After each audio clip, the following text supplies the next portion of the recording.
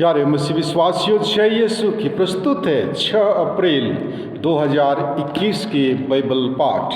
पहला पाठ प्रेरित चरित्र अध्याय 2 पद संख्याएं 36 से 41 तक से लिया गया है।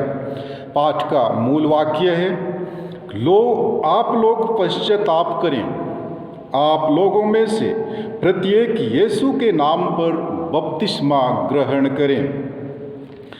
पेंतेकोस्त के दिन पेतरुस ने यहूदियों से यह कहा, इस्राएल का सारा घराना यह निश्चित रूप से जान ले कि जिन्हें आप लोगों ने क्रूस पर चढ़ाया है, ईश्वर ने उन्हीं यीशु को प्रभु भी बना दिया और मसीह भी।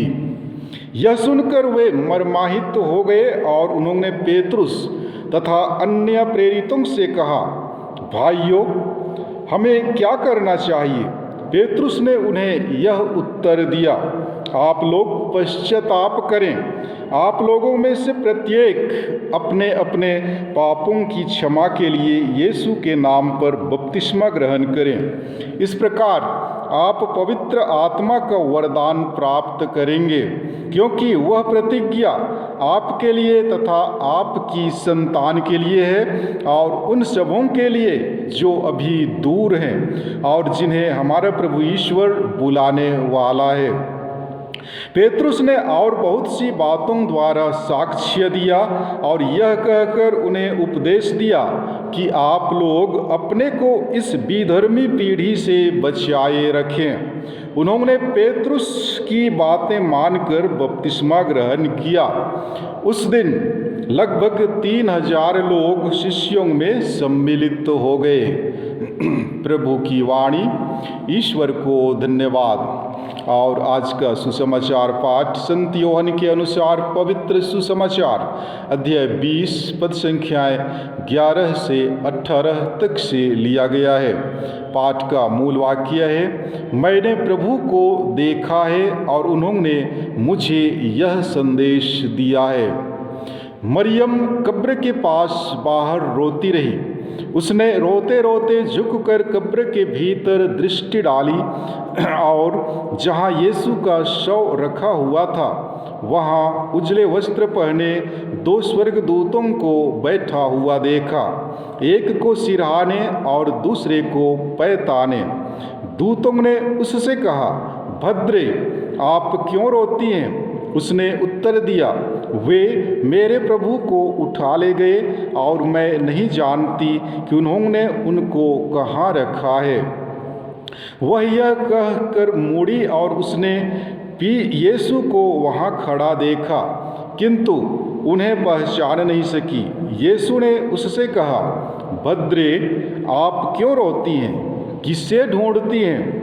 मरियम ने उन्हें माली समझकर कहा, महोदय, यदि आप उन्हें उठा ले गए हों तो मुझे बता दीजिए कि आपने उन्हें कहाँ रखा है और मैं उन्हें ले जाऊंगी। इस पर यीशु ने उससे कहा, मरियम।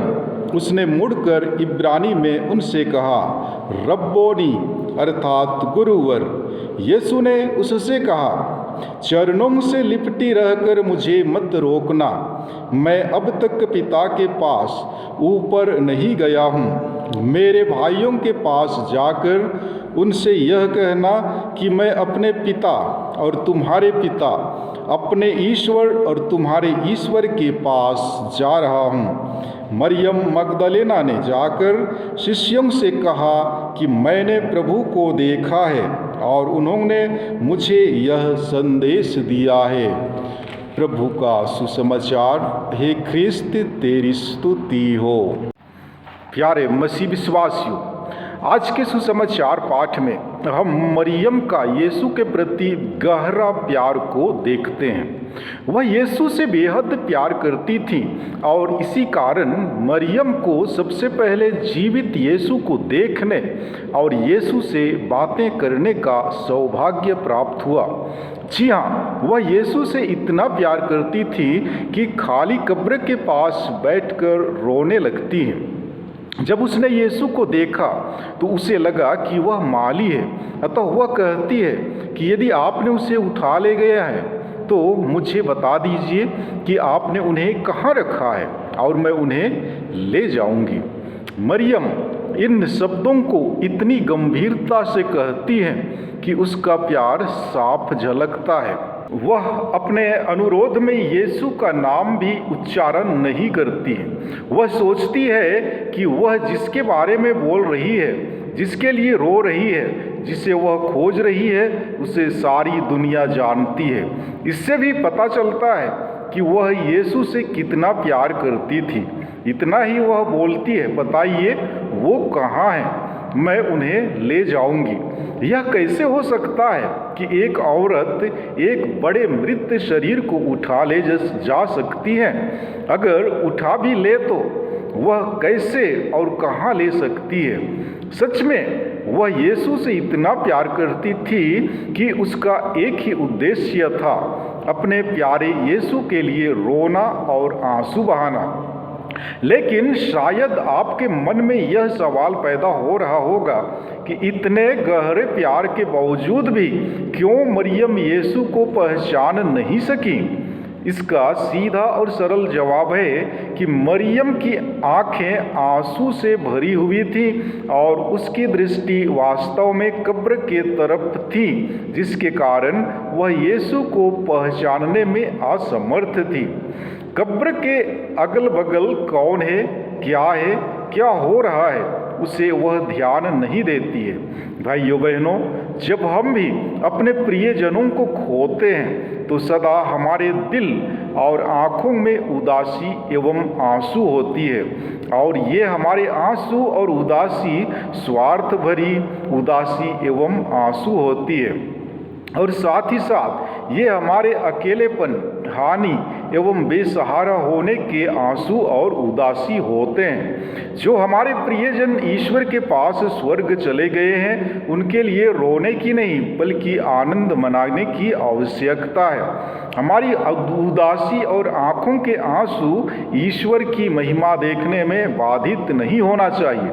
और दूसरी बात, कभी कभी हमारी उदासी और आँखों के आंसू महिमा देखने में रहते हैं। हमें जानने एवं समझने की आवश्यकता है कि हमारे प्रियजन वहाँ कब्र में नहीं बल्कि स्वर्ग में हैं। वास्तव में देखा जाए तो मरियम यीशु को दोबारा नहीं खोना चाहती थी। जी हाँ, उसने अभी तक पुनरुत्थान को ठीक से नहीं समझा था। उसने शायद यह समझा होगा कि ये यीशु का द्वितीय आगमन है, जैसा कि उसने कहा था। लेकिन यीशु को स्वर्ग आरोहण करना था, जिससे पवित्र आत्मा सहायक के रूप में आ सके। इस तरह हमें ज्ञात होता है कि यीशु और मरियम दोनों को ही महत्वपूर्ण कार्य करना था। सबसे पहले तो मरियम ने यीशु को पहचाना ही नहीं, उसके शोक ने उसे अंधा बना दिया था। एक प्रकार से कहा जाए तो उसने यीशु को देखा ही नहीं, क्योंकि उसने यह उम्मीद भी नहीं की थी कि प्रभु यीशु ख्रिस्त जी उठेंगे। उनकी निराशा ने उन्हें मृतकों में ढूंढने को मजबूर कर दिया था।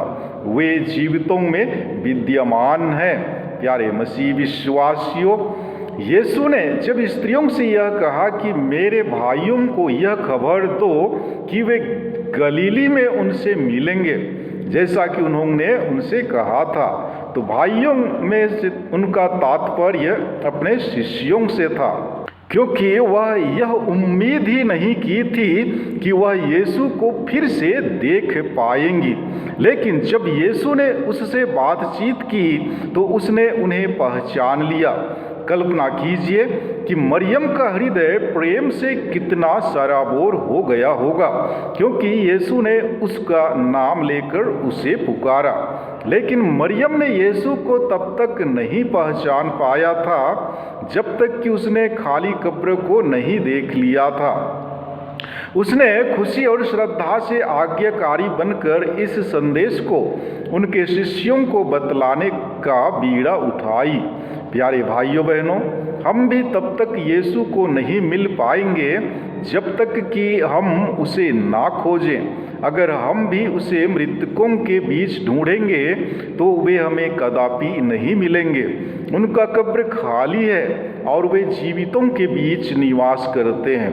प्यारे मसीह विश्वासियों, पास्का के 8वारे के दिनों में एक बात ध्यान देने वाली है कि क्रूस, दुख भोग और मृत्यु की पीड़ा ने शिष्यों पर इतना बुरा प्रभाव डाला था कि पुनर्जीवित यीशु को पहचानने में उन्हें मुश्किल हो रही थी। हम भी तो कहीं अपने जीवन के दुख तकलीफों में इतना फंसे हुए हैं या घबराए हुए हैं कि यीशु को पहचानने में असफल हो रहे होंगे। यीशु को पहचानने के लिए प्यार की आँख की जरूरत है, जो कि मरियम के पास थी। यद्यपि पहली बार में वह यीशु को नहीं पहचान पाई, परंतु उसने उसकी आवाज़ से उसे तुरंत पहचान लिया। आज हमारे लिए सवाल है कि क्या यीशु की आवाज़ हमारे लिए जानी पहचानी सी है? यीशु को दिल में जगह देने के लिए आज के पहले पाठ में पेतरुस कहते हैं, अपने पापों के लिए पश्चाताप करें ताकि प्रभु यीशु हमारे दिलों में वास करें। जी हाँ प्यारे मसीह विश्वासियों, मरियम, जिसका उपनाम मगदलेना था, वह 7 अपदूतों से ग्रसित थी। जब प्रभु ने 7 अपदूतों से उसे छुटकारा प्रदान किया तो वह अपने संपूर्ण जीवन को प्रभु के लिए समर्पित कर दी और प्रभु की सेवा शुश्रूषा में लग गई थी। ठीक उसी प्रकार हमारे जीवन में भी प्रभु यीशु की कई कृपाएं हैं, लेकिन हम उन्हें भूल जाते हैं। आज हमारे जीवन में यीशु विभिन्न रूपों में अनेकों बार प्रकट होते हैं, मगर हम में इतना विश्वास कहाँ है जो हम उन्हें पहचान सकें। विश्वास की कमी ने हमें अंधा बना दिया है। हम यीशु को तो क्या अपने आप को भी पहचान नहीं पाते हैं।